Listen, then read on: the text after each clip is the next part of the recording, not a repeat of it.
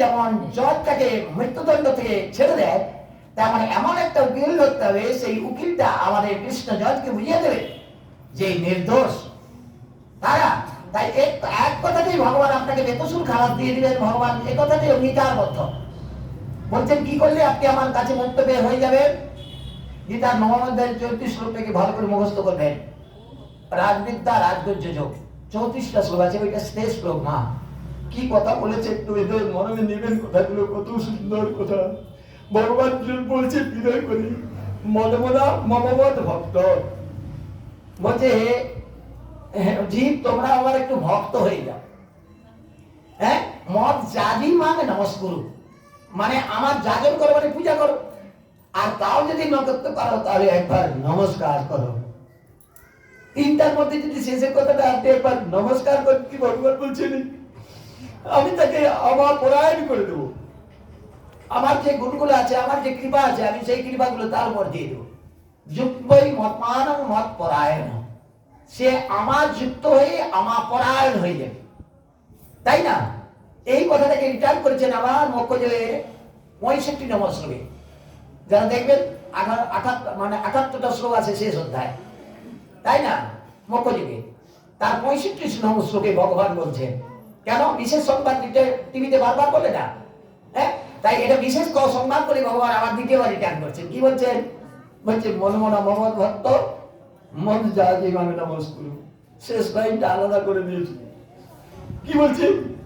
ওখানে বলছেন যুক্তই মত মারার মত পড়া যায়, এখানে বলছেন সত্যং তে প্রজায়তে পেরেছি, আমি সত্য অঙ্গীকার করছি তুমি আমাকেই পাবে। ভগবানের কথা এত এত বেশি আমাদের কাছে মানে কনফার্ম করে দিয়েছে, বুঝতে সঠিক করে দিয়েছে। বলছে যদি আমাকে নমস্কার করো, আমাকে পূজা করো, আর তাহলে করতে পারলে আমাকে প্রণাম করলে আমি তাকে আমার যুক্ত করে আমার পরায়ণ করে দেবো। এখানে বলছে আমাকেই তুমি পাবে, ইহাতে কোনো সংশয় নাই। 66 শ্লোকে ভগবান শেষ সমাধান দিয়ে দিলেন। কি বললেন? সর্বধর্মান পরিত্যাজ্য মামিকং শরণং ব্রজ অহং তাং সর্ব পাপেভ্যো মোক্ষসামি মা শুচ। সর্বধর্ম পরিত্যাগ পূর্বক তোমরা যদি ব্রজের শরণাগত হয়ে যাও, আরব্ধ ব্রজে সতরাজ্য ধাম বৃন্দাবন, আরাধনা করবো ব্রজেশ তনয়কে যাহার ধাম বৃন্দাবন করি, কেন অন্য কৃষ্ণ প্রয়োজন নাই। কৃষ্ণ একজন বলে বলছেন, তা না, কৃষ্ণ 4 জন, প্রদ্যুম্ন অনিরুদ্ধ সংকর্ষণ বাসুদেব। কেমন এই 4 জন কৃষ্ণ কিভাবে ব্রজে লীলা করলো? ব্রজের কৃষ্ণ ব্রজে রয়ে গিয়েছিল, ব্রজে ছেড়ে যায় নাই। বললো না বৃন্দাবনং পরিত্যাজ্যং পাদমেকং ন গচ্ছামি। ভাগবতের কথা এমন গুরুত্বপূর্ণ। ভগবান বলছে আমি বৃন্দাবন ছেড়ে এক পাও যাই নাই, যদি যেতে যেতাম ব্রজবাসী তারা মরে যেত, তাই না? কৃষ্ণ বিহারী দ্বারা ভগবান সাক্ষাৎ দর্শন পেত, তারা চলে গেছে একজন কৃষ্ণ, কিন্তু আরেকজন কৃষ্ণ রয়ে গেছে, তাই না? অরিজিনাল কৃষ্ণ রয়ে গেছে, ওখান থেকে আরেকজন কৃষ্ণ চলে গেছে। তাই সে কৃষ্ণকে না মথুরেশ, ভগবান ব্রজেশ নামে আবির্ভূত হয়েছে। ব্রজেশ যখন লীলা করেছিল, যখন মথুরায় চলে গেল তার নাম হয়ে গেল মথুরেশ। তেমন মথুরায় গিয়ে ভগবান 12 বছর রাজত্ব করেছেন, কংস নিধন করে উগ্রসেনকে রাজা করে ভগবান নিজেই মন্ত্রী হয়েছিলেন। তাই তো বলেছিলাম না যে মন্ত্রী সক্রিয় হলে রাজার জয় লাভ হয়ে যাবে, তাই না? উগ্রসেনকে রাজা করে কারাগার থেকে মুক্ত করে ভগবান শ্রীকৃষ্ণ হয়ে গেলেন মন্ত্রী।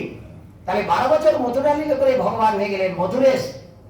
ভগবান আবার মথুরা থেকে যখন চলে গেলেন, তখন সেখানে গেল কুরুক্ষেত্রে ঋষিকেশ, তাই না? ঋষিকেশ বলছেন, ঋষিকেশ নামে ভগবান কুরুক্ষেত্রে এমন যুদ্ধ লীলা করেছিলেন। পাঞ্চজন্মং ঋষিকেশ দেবদত্ত ধনঞ্জয় পণ্ডদত্ত মহাসভ্য ভীমকর্ম বিকটর অনন্ত বিজয়ং রাজা কুন্তিপুত্র যুধিষ্ঠির নকুল সহদেবশ্চ সরস মণিপুষ্পক। আলাদা আলাদা সে অঙ্ক বেজিয়েছিল। ভগবান শ্রীকৃষ্ণ বাজিয়েছিলেন পাঞ্চজন্য শঙ্খ, দক্ষিণাবর্ত শঙ্খ। সব দেখবেন ডান দিকটায় থাকে না, এবং দক্ষিণাবর্ত মানে বাম দিকটায় থাকে ফাঁকাটা, বা শান্ত যখন বাজাবেন দেখবেন বাম দিকটায় থাকবে, কিন্তু ফাঁকাটা বুঝতে পারছে না। এই জন্য ওই শঙ্খ বিশেষ আমাদের কাছে মঙ্গলদায়ক। তাই ওই শঙ্খ নিনাদ করে ভগবান কুরুক্ষেত্র সমাধান করে ভগবান 13 বছর কুরুক্ষেত্রে অর্জুনের সার্থ করেছিলেন, তাই না? এবার ওখান থেকে 36 হয়ে গেল না, 11, 12, 13, 36 হয়ে যাবে। ভগবান কুন্তির কাছে বিদায় জানিয়ে বলছেন, মা এবার তুমি রাজমাতা। কুন্তিকে কৃষ্ণ কুন্তি সংবাদ বা কুন্তি কর্ণ সংবাদ খুব মরমী কথা, হৃদয়ের কথা। কেমন কেমন কর্ণের কাছে করতে গিয়ে বলেছিল, বাবা ফিরে চল, আমি তোকে পুত্রের অধিকার দিতে পারি নাই, তার জন্য আমি তোর কাছে ক্ষমা প্রার্থী।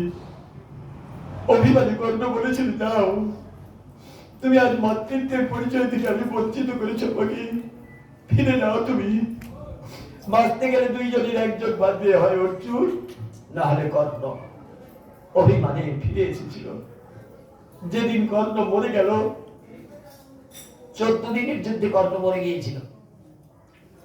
এবার যুধিষ্ঠিরের কাছে গিয়ে বলছেন, কুন্তী, তোর বড় ভাইয়ের পারলৌকিক ক্রিয়া তোকে করতে হবে।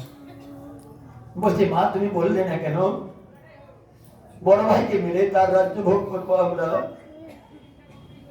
তাই তুই এত বড় সত্যকে গোপন করলে, বড় ভাইকে আমি বধ করে দিলাম। ধর্মরাজ যুধিষ্ঠির অভিশাপ দিয়েছিল, নারীদের পেটের মধ্যে কথা থাকবে না 2.5 দিন। আপনাদের নয়, 2.5 দিন কথা থাকবে। যে যত কথা বলবে ওর গুণ ধরবে, বুঝতে পারছেন না? এই মেয়েদের একটা ভালো গুণ আছে, ভগবান এই গুণটা দিচ্ছে, বুঝতে পারছেন না? তা সেই গুণটা যেন ভগবানের গুণের কার্যকরী করে দেয় না। ভগবানের কথা যেটা শুনলে সেটাও যেন পেটের মধ্যে না থাকে, অন্যের কাছে বললে তখন হবে সেটা